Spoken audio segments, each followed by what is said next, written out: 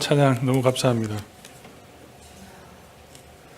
조금 전에 우리 아이들이 미션 트립 다녀온 그 경험을 나누었습니다. 그 보고를 들으시면서 짧은 시간이긴 했지만 여러분은 무엇을 느끼셨습니까? 어린 때에 그와 같은 경험을 한다는 것은 참 쉽지 않은 그런 기회라고 생각합니다. 여러분들이 저 나이 때 무엇을 했는가 한번 잘 생각해 보세요. 우리 아이들은 그 시간에 참 의미 있는 일을 참 많이 했던 것 같습니다. 저는 아이를 둘을 제가 거기에 보냈었는데요. 제가 아이들의 이야기를 들어보면 저는 아마 단 하루도 그 자리에 있고 싶지 않았을 것 같아요. 참 이 열악한 환경이었습니다. 남자들의 그 숙소는 지하에 물이 이렇게 찼던 지하를 겨우 물을 좀 정리를 하고 그냥 매트리스 깔고 거기서 남자들은 지냈고요. 여자들 숙소는 조금 더 나았다고 하지만 자신의 집에 비하면 아주 형편없는 그런 숙소였어요. 우리 딸이 조금 더 우리가 지자매가 이야기했지만 샤워를 하는데 7분 안에 한다는 건 저희 집에서는 있을 수가 없는 일입니다. 제가 참 놀랐던 게 아니 미국에서 선교 단체에서 하는 일이 이런 열악한 환경에서 한다는 사실 때문에 제가 깜짝 놀랐습니다. 음식도 이야기를 들어보면 미국 사람들의 입맛에는 맞을지는 모르겠지만 저와 같이 많이 먹는 사람에게는 베이글 하나로 먹으라고 하면 저는 벌써 떠났을 것 같아요. 베이글 하나에 또 뭐 점심에 든 샌드위치 뭐 가끔 먹는 건데 그걸 매일 먹으려고 하면 쉽지 않죠. 또 제가 갔으면 아마 쌀이 속 빠지지 않았을까 그런 생각도 좀 하게 됩니다. 그리고 거기서 한 이야기를 우리가 들었지만 아침에 노동, 점심에 노동, 저녁에는 같이 모여서 예배하고 하루 일과를 나누었던 그 시간들이었습니다. 선교팀의 일주일을 보면 말이 미션 트립이지 사실은 노동을 하고 온 것이죠. 전문 용어로 치면 노가다를 하고 온 것 아니겠습니까? 일주일을 그냥 그렇게 보냈습니다. 어려운 사람들을 도와준다는 의미에서는 보람된 일이기는 모르겠지만 막상 그 현장에 더운 여름 날씨에 일을 해야 한다는 것은 결코 쉽지 않은 일입니다. 그럼에도 불구하고 우리 아이들이 그 일을 했다는 것이 굉장히 자랑스러웠습니다. 삽질을 하고 못질을 하고 더운 여름에 모래를 치고 일주일을 보냈습니다. 그 집이 튼튼하게 지어졌는지는 제가 아직 알아보진 않았습니다. 뭐 지금까지 연락이 없는 거 보면 뭐 그런 대로 잘 버티고 있는 것 아닌가 그런 생각이 좀 드는 것 같긴 한데요. 제가 아이들을 이야기를 방금도 우리가 나누었지만 단 한 번도 저희 딸이 저에게 힘들었다는 말을 하지 않았습니다. 저에게 우리 두 딸이 이야기했던 것이 딱 하나였습니다. 아빠 너무 재미있었어요. 우리가 이 언어를 잘 해석하셔야 돼요. 아이들의 말에 재미있었다는 것은 어른들의 용어로 치면 은혜 받았다는 말입니다. 아이들은 그 일주일간 노동을 하면서도 그 속에서 즐거운 시간을 가졌고 아주 어쩌면은 행복했던 그 시간을 가졌을 겁니다. 제가 볼 때는 하나도 재미없는 일이에요. 저러고 하라면 하루도 못할 건데 제가 물어봤죠. 너 또 갈래? 또 가겠다고 그렇게 이야기를 했습니다. 저는 아이들의 이 모습을 보면 참 신기하다고 생각했어요. 만약에 그 일을 여러분의 집에서 여러분의 아이들에게 한다면 과연 아이들이 그 일을 할까요? 제가 아는 저희 아이들에게는 있을 수가 없는 일입니다. 제가 보상을 걸면 한 20분은 해요. 그냥 하지 않죠. 투덜투덜 하면서. 근데 만약에 제가 최신 핸드폰으로 바꿔주겠다. 그러면 한 2시간 할 것 같아요. 하지만 이것을 일주일 한다는 것은 결코 불가능한 일이고 하늘이 무너져도 아마 아이들은 안 하지 않을까 그런 생각들을 좀 하게 됩니다. 제가 그 아이들의 대답을 쭉 들어보면서 느꼈던 점은 좀 이런 의문이 좀 들었어요. 무엇이 아이들로 하여금 그 힘든 생활 환경이 힘든 곳으로 받아들이지 않고 오히려 그 속에서 즐거운 추억이 되었을까? 여러분 어떻게 생각합니까? 일주일만 더 있고 싶다는 그 마음이 어디서 온 걸까요? 집을 떠나서 그런 거겠습니까? 엄마의 잔소리에 벗어나고 공부하라는 그 말에서 벗어난 것 때문에 그럴까요? 아니면 새로운 환경에 대한 호기심? 또 자기도 몰랐는데 막상 못질을 해보니까 내 은사가 이거구나 이런 생각을 좀 해서 그런 마음을 가졌겠습니까? 아니면 새로운 친구들을 사귀는 것 때문에 즐거웠을까요? 그런 학생은 아마 없을 거라고 생각하지만 혹시나 힘들다고 말하면 내년에 집을 떠날 수 있는 기회가 사라질 것 같아서 아이들이 차 타고 오면서 우리 장로님이 재밌었다고 이야기해. 밥을 사주면서 그와 같은 일들이 보이지 않는 곳에서 있어서 그렇게 대답했을까요? 그 즐거움이라는 것이 어디서 왔겠습니까? 저는 그 이유를 지난번 두 번의 안식과 좀 연결해서 제 나름대로 이유를 좀 찾아봤습니다.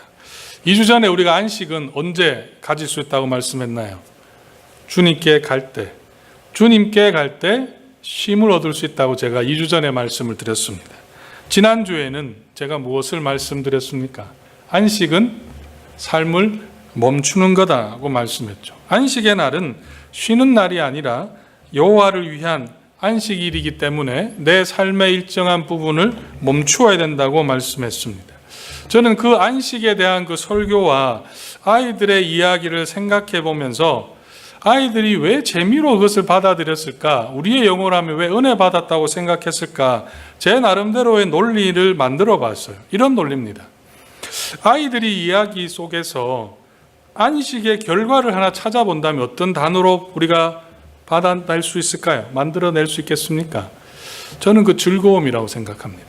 참된 안식을 통해서 내가 그곳에 머물고 싶다는 그 즐거움이 힘이 난 것이죠. 그것이 진정한 안식의 결과라고 생각합니다. 지난주 제가 말씀드렸던 핸드폰에 전원을 끄는 것과 충전기에 끄는 것의 차이를 여러분 기억해 보시면 전원을 끄면 다시 켜도 그대로 있는 거예요. 곧 지나면 지치는 겁니다. 하지만 충전하게 되면, 리프레시하게 되면 오히려 새 힘을 얻는 거죠. 저는 아이들이 즐겁다는 그 말 속에서 그와 같은 기쁨을 누렸다고 저는 생각하게 되었습니다. 그리고 또 하나는 그 아이들이 갔던 곳이 어디였습니까? 웨스트 버지니아. 거기에 누가 있었습니까? 믿음의 식구들이 있었습니다. 다시 말하면 그들은 주님이 있는 곳에 그들이 머물렀던 곳이죠. 주님께 가면 무엇이 생기나요? 쉼, 안식, 기쁨이 생기는 겁니다. 그리고 그곳에서 그들이 했던 일이 무엇이었습니까? 자기 자신을 위해서 못질을 한 건가요? 자기 자신을 위해서 삽질을 했습니까? 여호와를 위한 일을 한 거예요. 자연재해에 고통당하는 분들의 가정을 찾아가서 위로해주고 고쳐주는 일을 했습니다. 하나님의 명령인 내 이웃을 내 몸과 같이 사랑하라는 그것을 실천했던 것이죠. 그것을 전체를 결론해보면 저는 이렇게 결론을 내렸습니다. 아이들은 노동을 하고 온 것이 아니라 안식을 누리고 온 것이다. 노동을 통해서 오히려 영적인 쉼을 하나님 앞에서 누린 시간이 아니었을까. 그래서 그들은 그것을 힘든 것으로 받아들인 것이 아니라 오히려 즐거운 것으로 다시 가고 싶다는 반응을 가진 것이 아닐까. 제 나름의 논리는 이렇습니다. 억지로 짜맞춘 것 같습니까? 제 나름대로는 아이들이 그곳에서 노동이라고 느껴지지 않았던 것은 그 속에서 안식을 찾았기 때문에 참 아이러니죠. 노동 속에서 안식을 찾아간다. 저는 이 아이들의 모습이 참이 부러웠습니다. 우리도 힘든 날 속에서 반복되는 그 일상 속에서 우리의 신경이 얼마나 날카롭습니까?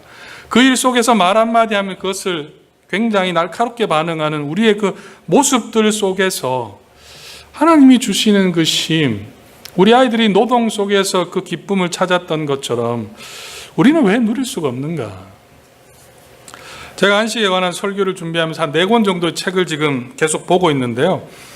그 중에 한 권을 제가 지난주에 소개해드렸고 오늘 읽은 한 권을 제가 소개시켜드리면 로렌 워너라는 여자분이 쓴 이 머드하우스 안식이라는 책이 있습니다. 머드하우스는 아마 이 로렌 워드가 이 책을 썼던 장소, 이 샬롯츠빌에 있는 커피하우스의 이름이 머드하우스래요.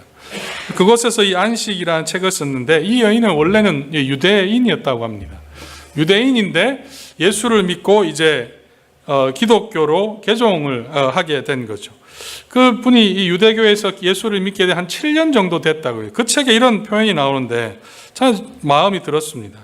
나는 여전히 더할 나위 없이 행복한 신혼기간을 보내고 있다. 신앙생활을 7년을 했는데 여전히 그때 만났던 그 주님과 기쁜 신혼시간을 보내고 있다는 거예요. 나도 여러분도 그런 기쁨을 지금도 누리고 싶지 않으세요?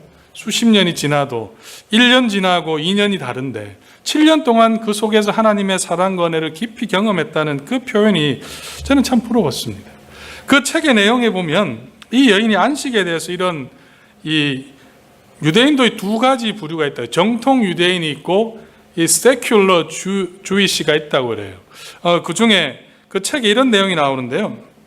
문화 인류학자인 해리스라는 사람이 정통 유대인 교회 집에서 안식일을 보냈던 내용을 가지고 안식일의 정신에 대해서 이 여인이 책을 조금 기록해 놓은 것이 있습니다. 해리스라는 사람이 자기도 유대인이었지만 정통 유대 교인의 집에 가서 안식일을 지내게 되었답니다. secular Jewish들은 세속적인 유대인들이죠. 세상의 방식들을 많이 따라가는 사람들인데 그 집에 가니 정통 유대교 집에 가니 안식일 날 이것도 못하게 하고 저것도 못하게 하고 이제 서서히 이제 막 이 게이지가 올라가는 거예요. 그게 너무너무 열도 나고 짜증도 나고 화도 나고 왜 이렇게 해야 되는가? 그래서 집주인에게 좀 따져 물었대요. 이렇게 물었다. 왜 하나님은 내가 금요일 밤에 냉동식품을 전자레인지에 해동해 먹는지 안 먹는지까지 신경을 쓰고 있습니까? 이게 무슨 말이냐면 아마 유대인들은 금요일 밤에 그들은 안식일 토요일을 이야기를 하니까 아마 이 냉동 음식을 먹지 않나 봐요. 그걸 가지고 이제 굉장히 정통 유대교인을 비판을 한 것입니다. 그때 이 집 주인이 이렇게 대답을 했는데요. 제가 그것을 그대로 읽어드리면 저는 좀 생각을 많이 하게 됐습니다. 그 부분을 보면 우리가 일을 중단하고 더 이상 자연을 통제하지 않으면 어떻게 될까요? 우리가 기계를 조작하지 않거나 꽃을 꺾지 않거나 바다에서 물고기를 잡지 않거나 하면요 어떻게 될까요? 세상사에 간섭하지 않을 때 우리는 이곳에 하나님의 세상임을 인정하게 됩니다. 이런 글이 나옵니다. 제가 이 글 가운데 여러분들과 생각하고 싶은 부분은 마지막 부분입니다. 우리가 세상사, 세상이 돌아가는 일들에 간섭하지 않을 때 이곳이 하나님의 세상임을 인정하게 됩니다.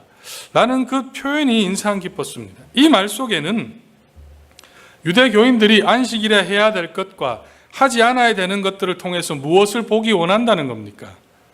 그것을 열심히 지킴을 통해서 내 삶이 하나님이 다스리는 세상임을 깨닫게 하기 위해서 그와 같은 규정이 있다는 것을 말하고 있는 것이죠. 더 이상 내가 세상을 통제하지 않겠다는 의미입니다. 하나님이 만드신 세상을 하나님이 다스리고 있음을 내 삶 속에서 인정하기를 위해서 그들은 규정을 두었다는 거죠. 우리가 믿는 바는 다르다 할지라도 기독교인들이 저는 배워야 될 것이 있다고 생각합니다. 우리는 유대인들이 기다렸던 그 메시아이신 예수 그리스도를 통해 하나님의 자녀가 되었습니다. 하나님의 우리의 삶 속에 계심을 내 삶 가운데 나를 인도하고 계심을 저와 여러분은 믿고 있습니다. 하나님의 주권을 하나님의 주인임을 우리는 믿고 있지요. 그런데 말입니다. 우리는 우리의 삶 가운데 하나님이 계시다고 말은 고백하면서도 하나님이 내 인생의 주인이라는 것을 이 세상을 이끄시는 분이라는 것을 우리가 믿으면서도 우리는 모든 것을 내가 통제하려고 하지 않느냐 하는 점이에요. 하나님이 아니라 내가 모든 것을 통제하려고 하니 심지어 하나님까지 통제하려고 하니 그 가운데 일하신 하나님을 보지 못하는 겁니다. 내가 드러나는 곳에는 어떻게 하나님께서 자신을 그곳에 드러내시겠습니까? 그렇기 때문에 우리는 나와 동행하시는 하나님을 만나지 못하는 것입니다. 지난 한 주간의 여러분의 삶을 한번 잘 돌아보십시오. 여러분의 삶 속에 하나님의 인도하심을 느끼고 경험하고 체험하는 그 한 주였습니까? 하나님께서 내 삶을 인도해 주시는 분이심을 여러분 믿으며 살아오셨습니까? 여러분의 자녀, 여러분의 남편, 여러분이 만나는 사람들을 여러분이 원하는 대로 통제하려고 하다가 안 되니 화를 내고 분노하고 낙심하고 절망하진 않았습니까? 내가 원하는 대로 발버둥 치기 때문에 어쩌면 우리는 피곤하고 지치는 것일지도 모르겠습니다. 오늘 이 시간에 여러분의 마음을 한번 살펴보십시오. 지금 여러분은 이 자리에 앉아 있으면서도 여전히 하나님께 집중해야 된다는 것을 알면서도 이 한 시간조차도 내 자신에 집중하고 있습니까? 예배 후에 내가 해야 될 일들을 내 생각과 그 속에 내 마음이 빼앗겨버리고 있지는 않습니까? 내가 앞서는 곳에는, 내가 모든 것을 통제해야 된다는 곳에는 하나님은 자신을 드러내지 않습니다. 이런 면에서 내 삶을 멈추고 쉰다는 것은 내 삶 속에 하나님이 하나님 되게 하시는 시간이라고 생각합니다. 내가 모든 것을 통제해야 된다는 것에서 벗어나서 일주일의 하루, 이 안식의 날을 통해서 그날만큼이라도 내 인생의 주인이신 하나님께 내 인생을 맡기는 법을 배우는 시간이 바로 오늘 안식의 날입니다. 저는 여러분에게 이렇게 부탁하고 싶습니다. 여러분의 삶 가운데 일하시는 하나님을 만나기를 원하신다면, 여러분이 둘러싼 세상, 가정, 직장, 교회, 이웃이 하나님의 세상이 되기를 원하신다면 손에 힘을 빼십시오. Let it go. 여러분 마음에 있는 그 상처, 그 분노, 그 미운, 남의 탓, 내가 중심에 서야 된다는 그 생각, 고집, 모든 것을 내 손으로 통제하고 싶은 그 욕망, 하나님 앞에 다 내보내야 합니다. 그와 같은 것들이 우리 안에 주변에 있다면 그곳에는 하나님이 주님 샬롬과 평화가 있을 수가 없기 때문입니다. 오늘 읽은 이 창세기 2장 1절에서 3절 말씀 가운데 2절만 제가 한번 읽어보겠습니다. 하나님이 지으시던 날이 일곱째 날이 이를 때에 마치니 그 지으시던 일이 다함으로 일곱째 날에 안식하시니라. 우리는 이 말씀 어떻게 일반적으로 보냐면 하나님께서 6일간의 세상을 다 창조하시고 제7일에는 쉬셨다라는 것으로 단편적으로 생각하는 경향이 있는 것 같아요. 하지만 이걸 히브리 원어를 보면 조금 생각이 달라집니다. 여러분, 일곱째 날에 마쳤다는 말이 6일에 끝냈다는 말입니까? 아니면 일곱째 날에도 일을 했다는 거예요? 어떤 의미입니까? 일곱째 날에 마쳤다. 일곱째 날에 마쳤다는 것이 오전에 마쳤다는 것입니까? 오후에 마쳤다는 겁니까? 차라리 그냥 6일에 마치고 7일에 하나님이 안식하고 쉬셨다 이러면 훨씬 이해가 편할 것 같아요. 일곱째 날에 on the seventh day에 마쳤다는 겁니다. 그리고 원어에는 이게 더 좀 애매한데요. 일곱째 날 안에 마쳤다. 이런 표현이 나와요. 여러분, 이 말을 딱 보면 어떤 의미입니까? 우리는 평소에 6일간에 하나님이 일하시고 7일은 쉬셨다라고 생각하는데 사실 원어적인 의미를 보면 굉장히 애매하게 되어 있어요. 6일에 마친 건지 7일에도 하나님이 일하신 건지. 그런데 여기에 우리가 봐야 될 것은 뭐냐면 6일에 마쳤다는 것은 하나님께서 천지 만물을 만드신 그 일을 마쳤다는 겁니다. 그럼 이 말에 말하면 7일째도 하나님은 뭔가 하셨다는 의미를 포함하고 있어요. 그 7일에 하신 것이 뭔가요? 오늘 1절부터 3절에 보면 이 일곱째라는 말이 3번이나 반복이 됩니다. 2절에 2번 나오고 3절에 1번 나오는데 무엇을 하셨습니까? 그날에 하나님께서는 안식하시고 그날에 무엇을 하셨나요? 복을 주시고 거룩하게 하셨다, 구분하셨다는 말입니다. 일곱째 날에는 하나님께서는 안식하시고 그날에 복되게 하시고 거룩하게 하셨다는 말은 하나님께서는 6일간의 그의 세상 만물을 만드신 일을 창조를 하시고 끝을 냈지만 7일에는 만물이 아니라 시간의 거룩한 날을 두신 겁니다. 만드신 겁니다. 어떤 날입니까? 안식의 날을 만드셨어요. 다시 말하니 안식이라는 것을 우리가 어떻게 봐야 되냐면 단지 하나님 여기까지 고생했으니까 이제 쉰 것이 아니라 창조의 사역이 어디까지 이어진다는 거예요? 안식까지 이어진다는 겁니다. 그래서 여러분 성경을 보시면 2장 4절 가보세요. 여기까지 창조 기사가 나오고 4절에 보면 이렇게 돼요. 이것이 천지가 창조될 때에 다시 한번 요약해주고 있다는 거예요. 다시 말하면 창조가 어디까지라는 겁니까?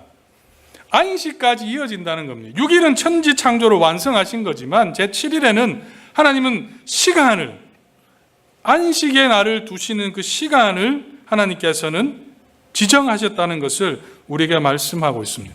그래서 어떤 학자들은 창조 사역의 하이라이트는 뭔가, 절정이 뭐냐 할 때 안식이라고 이야기합니다. 안식. 이 안식의 날을 복을 주셨다는 거죠.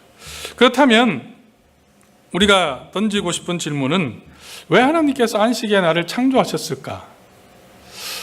여러분 생각에 하나님이 하늘에 별을 달고 달을 달고 땅을 만들고 하니까 힘들어서 그런 걸까요? 제가 여러분 식당에 이렇게 좀 달아보니 힘들더라고요. 하나님이 여러분 지친다고 생각합니까? 하나님이 지치시는 분인가요? 아니에요. 그러면 왜 하나님이 그날을 이렇게 쉬었다, 안식했다고 하나님께서 만드셨을까요? 그리고 복을 주었다, 거룩하게 구별했다. 단지 쉬는 시간이라면 굳이 복을 주고 거룩하게 할 필요가 없는 겁니다. 그리고 우리에게도 그날을 기억하여 지키라고 말할 이유도 없는 것이죠. 그렇다면 하나님께서 이 안식의 날에 보여주기 원하는 것이 저는 있다고 생각합니다. 다시 창조의 사역을 한번 가보시면, 왜냐하면 창조의 절정이 안식이기 때문에 창조와 안식을 같이 생각해야 돼서, 그래야 우리가 안식을 바로 이해할 수가 있습니다. 이 세상을 만드신 창조한 6일 한번 쭉 생각해 보십시오. 하나님께서 만드셨을 때 어떻게 표현하고 있습니까? 마칠 때마다 뭐라고 표현하셨나요? 좋았더라고 표현합니다. 좋았더라. 그리고 6일에 마칠 때는 어떤 표현이 나옵니까? 심히 좋았더라. 여러분, 좋았더라는 말이 아름다웠다는 의미일까요? 좋았더라는 말이 어떤 의미를 여러분 하시나요? 좋았더라. 좋았더라는 말은 창조되기 전의 세상을 생각해 보십시오. 혼돈과 흑암이 가득했던 곳이에요. 좋았더라는 말은 그곳에 하나님이 질서를 만들어 가시는 거죠. 새로운 창조를 통해서 혼돈과 흑암이 가득한 그곳에 하나님께서는 질서를 창조해 나가신 겁니다. 그 완벽한 조화를 하나님 보시고는 그것이 좋았다라고 말씀하는 겁니다. 여기서 하나님이 우리의 삶 가운데 좋았다라고 할 수 있는 것은 무엇이겠습니까? 혼돈의 삶 속에서 질서가 잡히게 하시는 거예요. 하나님은 그 일을 만들어 가시는 겁니다. 예수가 없어서 질서가 사라진 인생에 예수를 만나게 함으로 무엇이 인생의 중요한 것인가를 만들어가는 것이 하나님 우리를 새롭게 창조하는 그 과정인 것이죠. 이러한 좋았더라, 심히 좋았더라는 말씀을 통해, 그러면 하나님 7일에는 무엇을 하셨겠습니까? 7일에는 이 좋았더라, 심히 좋았더라는 말 속에 하나님은 하루를 마감하고 무엇을 하셨다는 겁니까? 그 하루를 돌아보는 시간을 가졌다는 거예요. 그 창조의 사역을 매일매일 마치면서 그것을 돌아보셨습니다. 제가 이 부분을 묵상하면서 깨달은 결론은 이겁니다. 하나님께서는 제7일째는 그 6일의 창조를 돌아보았다는 겁니다. 6일에 하나님이 만드신 그 세상을 돌아보는 그 시간을 안식의 시간을 통해서 안식의 시간을 통해서 누렸다는 거예요. 제가 그것을 생각했던 또 하나의 이유는 십계명에 여러분 한번 가보시면 십계명의 안식의 계명이 4계명이 나오죠. 안식을 기억하여 거룩히 지키라. 근데 십계명 20장 2절에 이런 표현이 나옵니다. 나는 너를 애굽의 종되었던 곳에서 인도하여 낸 너의 하나님 여호와라. 그 말씀을 하시고 십계명을 쭉 이야기하는 겁니다. 그러면 안식에는 무엇을 기억하라는 겁니까? 너희의 과거를 기억하라는 거예요. 너희의 과거가 어떠했는지, 너희의 그 과거에 하나님이 너희를 인도했다는 것을 기억하라는 겁니다. 하나님이 그 창조의 사역을 기억했던 것처럼 우리로 하여금 이 안식의 날에는 하나님께서 내 인생을 어떻게 이끌어오셨는가를 돌아보고, 은혜가 누구를 통해 일주일이 주어졌는가, 언제 하나님의 은혜가 내 삶에 있었는가 묵상하고 감사의 시간을 보내라는 겁니다. 그리고 성도답게 살지 못함에 대해서 반성하라고 하나님께서 우리에게 제7일에 안식의 날을 주었던 것이고, 그래서 구별하는 거룩한 삶을 살아라고 말씀하는 겁니다. 그러면 왜 그날이 복된 날일까요? 제가 이런 경험이 있습니다. 지난 목요일 새벽 기도를 마치고 참으로 오랜만에 이 맥도날드에 가서 이 아침을 먹으려고 잠시 쉬었습니다. 한 꼬마 여자아이가 남자 아마 오빠인지 동생인지 이렇게 자매, 형제 자매 같은 이렇게 들어오면서 아주 행복한 표정을 지으면서 엄마 아빠가 줄 음식을 기다리고 있더라고요. 그 여아이의 손에는 뭐가 걸려 있으면 인형이 이렇게 들고 왔다 갔다 하고 있는 걸 봤어요. 제가 그걸 보면서 우리 아이들이 좀 생각이 났습니다. 우리 아이도 저런 시절이 있었는데, 이런 생각이 들면서 그 회상하는 가운데 제가 깨닫게 된 것은 이 아이가 지금까지 자라올 수 있었던 것이 하나님의 은혜라는 사실을 깨닫게 됐어요. 지금까지 과거의 그 어린아이의 모습들, 또 그 아이의 자라왔던 과정 속에 있었던 그 모습들을 보면서 지금까지 올 수 있었던 것이 하나님의 은혜구나를 발견하게 됐답니다. 그러면서 제 안에는 하나의 걱정이 사라졌습니다.